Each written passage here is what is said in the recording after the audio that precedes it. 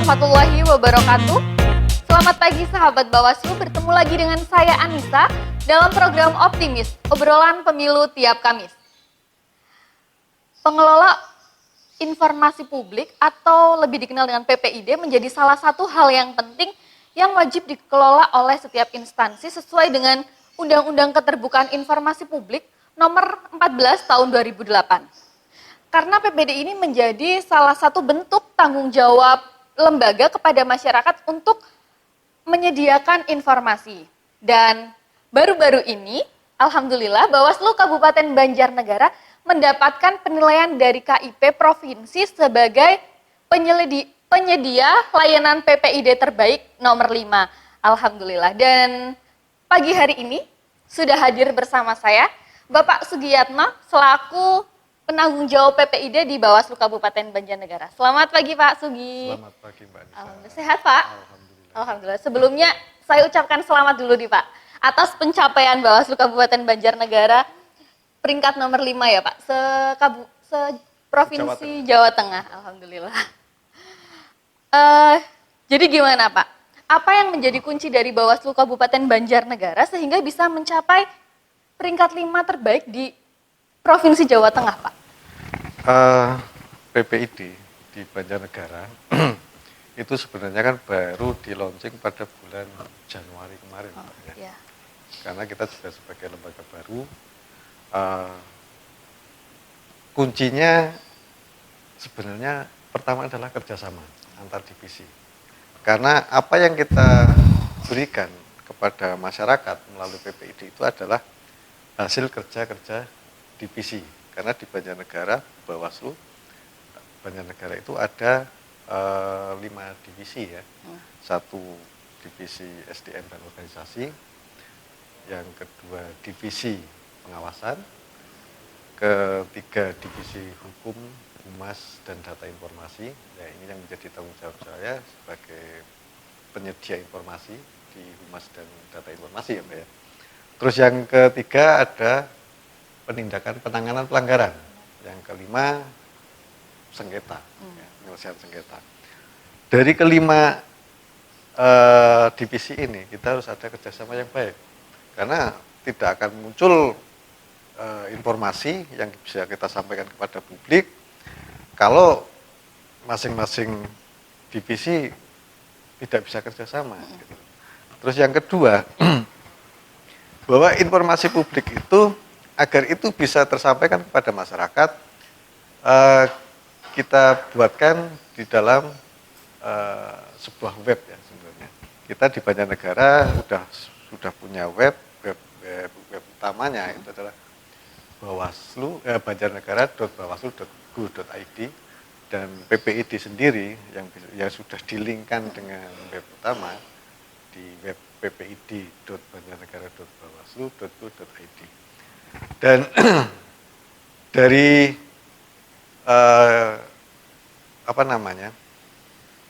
web utama, masyarakat atau mencari informasi bisa langsung ke web PPID Banjarnegara.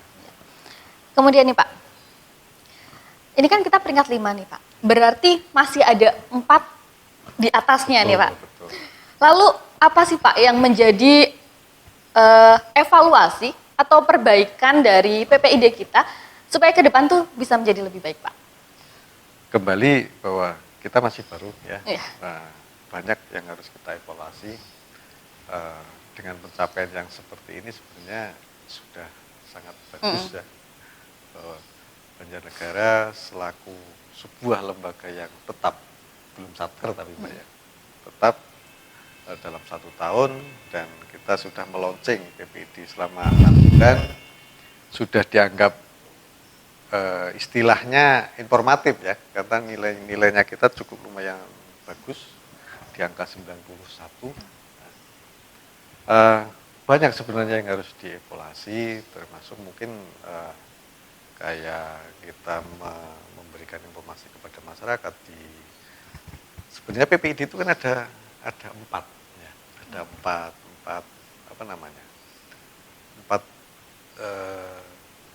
yang harus diupload ya.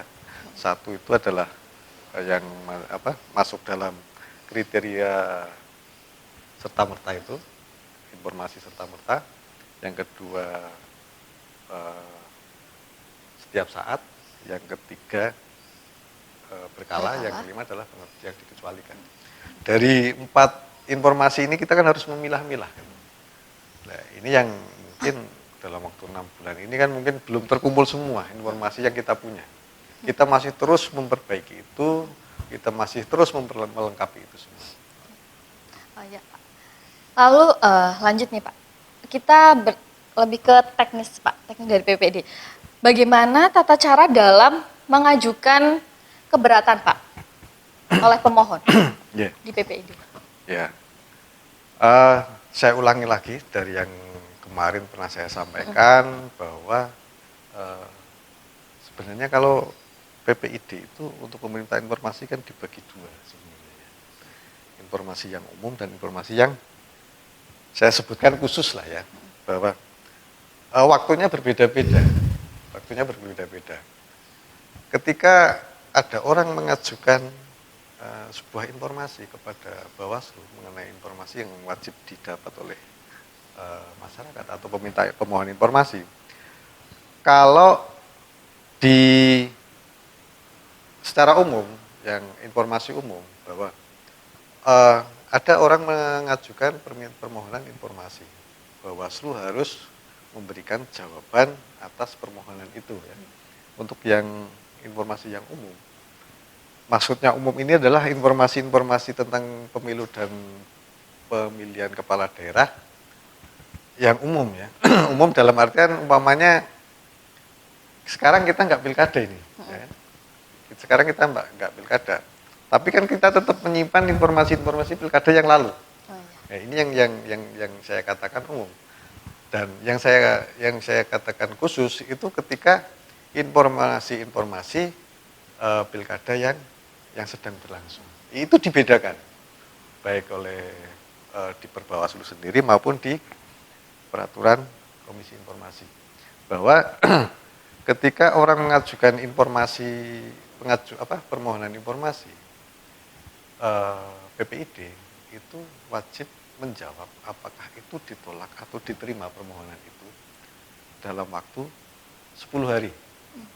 Kalau itu kok masih belum cukup waktunya, kita masih punya waktu 7 hari. Jadi total waktu yang kita punya untuk menjawab sebuah permohonan informasi untuk yang umum tadi adalah 17 hari.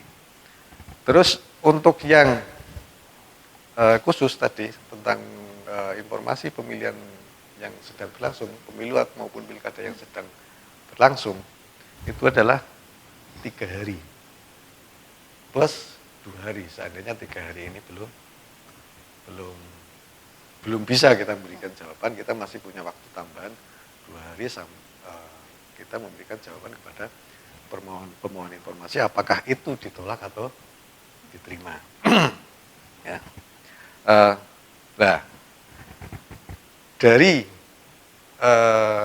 munculnya tadi jawaban yang kita beritahukan kepada pemohon informasi apakah itu tadi ditolak atau diterima.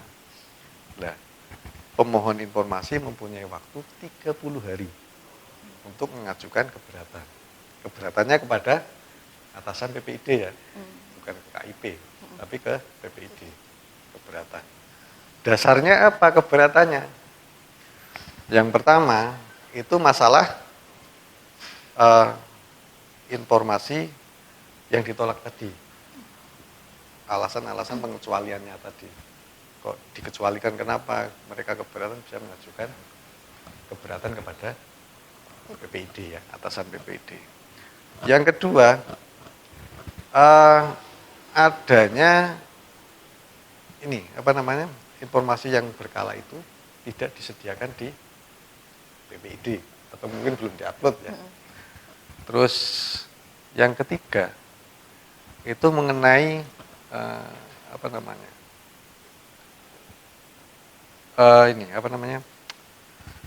permohonan itu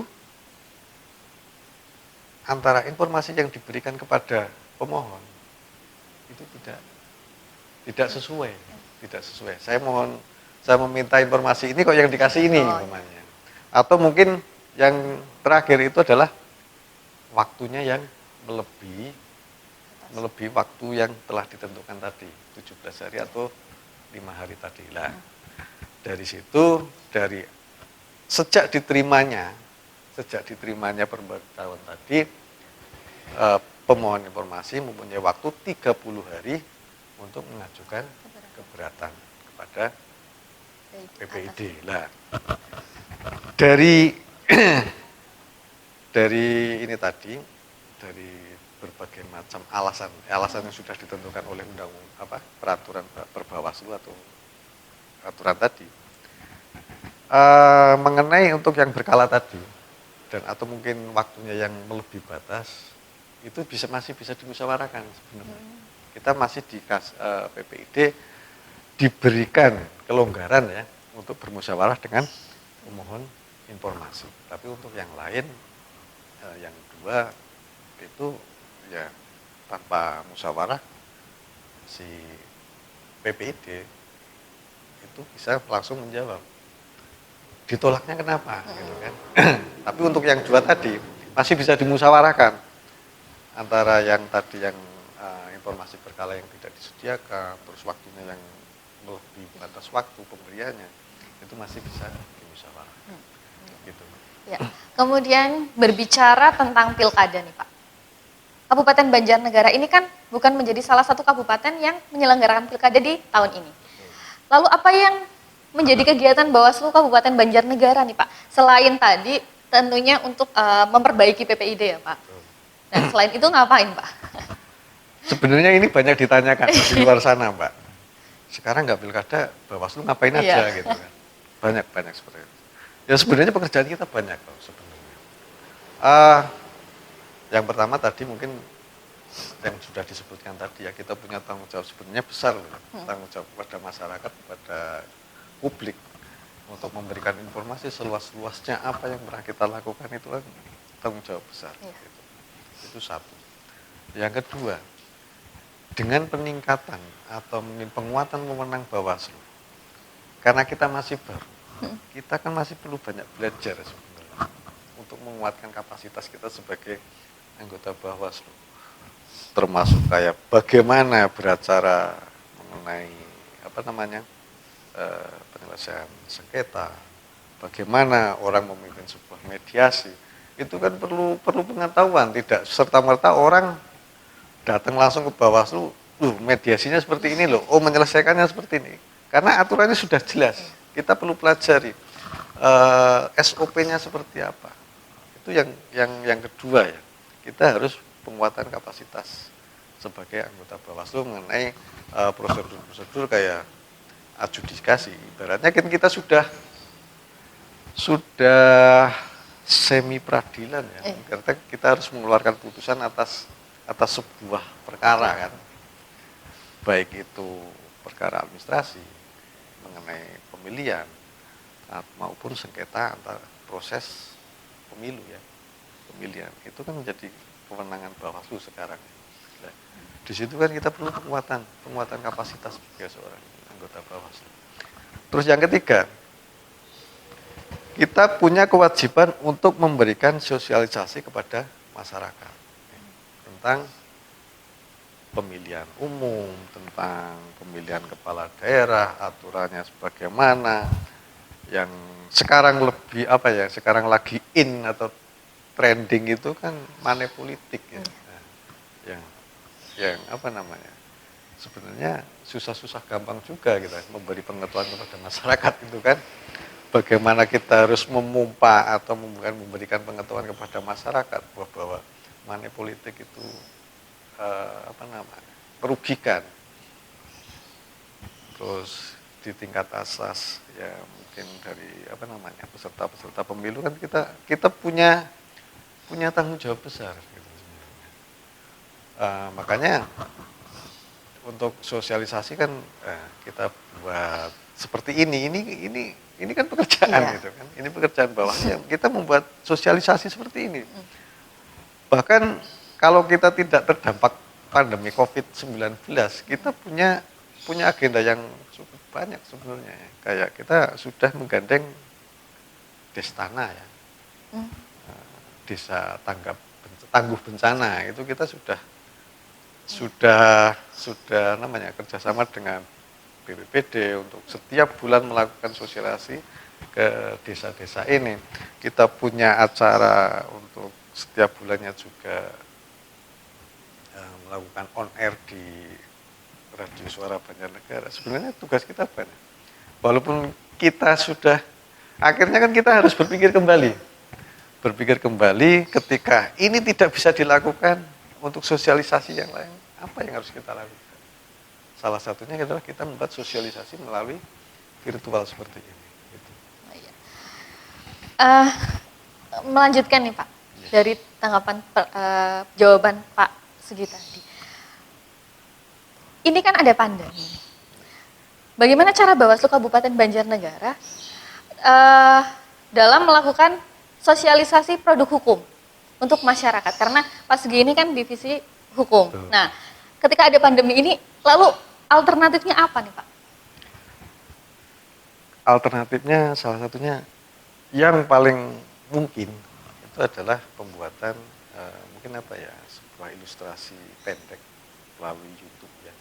Karena kan sekarang yang lagi in YouTube ya, Iya. atau mungkin medsos yang lain, Facebook atau apa.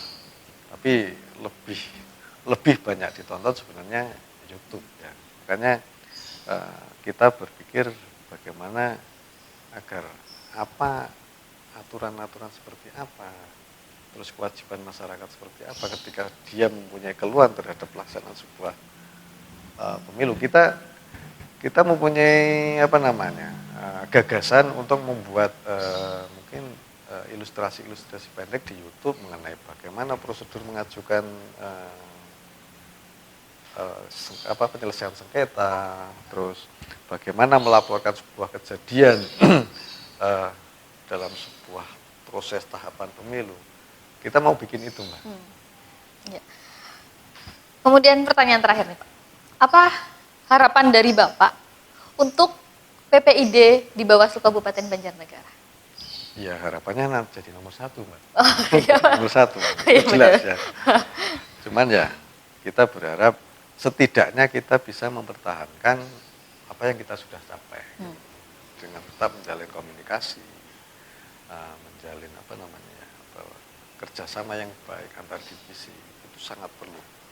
Bagaimana kita bisa nomor 1 atau kita bisa mempertahankan kalau tidak ada jalinan komunikasi dan kerjasama yang baik antar divisi. Amin. Semoga penilaian ke depan Bawaslu Kabupaten Banjarnegara sudah bisa menjadi peringkat 1 ya Pak. Amin, amin. Terima kasih. Baik, monggo Pak, silahkan diminum dulu Ya. Pak. Baik sahabat Bawaslu, Saya minum dulu ya, Mbak. oh ya monggo Pak. Jadi untuk sahabat Bawaslu yang ingin mendapatkan informasi tentang Bawaslu Kabupaten Banjarnegara atau kegiatan-kegiatan di Bawaslu Kabupaten Banjarnegara, bisa mengunjungi web kami. Di web utama itu ada banjarnegara.bawaslu.go.id atau web PPID kami di ppid.banjarnegara.bawaslu.go.id. Terima kasih Pak Sugi untuk waktunya pada hari Sama-sama, ini. Mbak. Sukses terus Pak Sugi. Amin, amin. Ya minta doanya, Mbak. Iya, Pak. Baik sahabat Bawaslu, saya Anissa beserta dengan seluruh tim kreatif Bawaslu Kabupaten Banjarnegara undur diri. Mohon maaf apabila ada salah-salah kata. Wassalamualaikum warahmatullahi wabarakatuh.